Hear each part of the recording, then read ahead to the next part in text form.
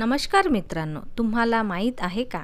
वर्षात येणाऱ्या सर्व संकष्ट चतुर्थीपैकी अंगारक संकष्ट चतुर्थी ही सर्वात विशेष आणि शक्तिशाली मानली जाते.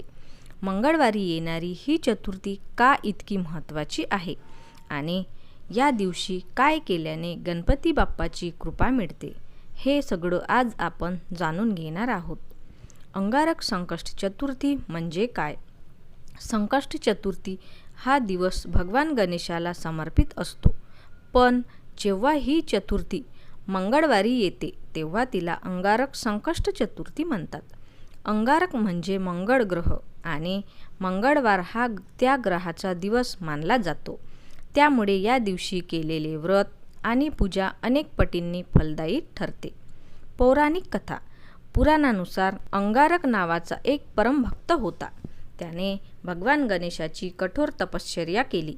त्याच्या भक्तीने प्रसन्न होऊन गणपती बाप्पांनी त्याला वर दिला की जो कोणी मंगळवारी येणाऱ्या संकष्ट चतुर्थीला व्रत करेल त्याचे सर्व संकट दूर होतील.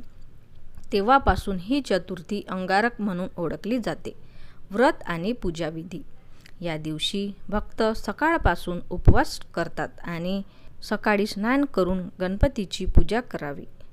लाल फुले, दुर्वा आणि मोदक अर्पण करावे. दिवसभर उपवास करून संध्याकाळी चंद्रदर्शनानंतर व्रत सोडावे. ओम गणपते नमः या मंत्राचा जप करणे अत्यंत शुभ मानले जाते. या दिवशी मिळणारे फायदे. सर्व संकटापासून मुक्ती, मनोकामना पूर्ण होणे, घरात सुख समृद्धी येणे, नकारात्मक ऊर्जा दूर होणे.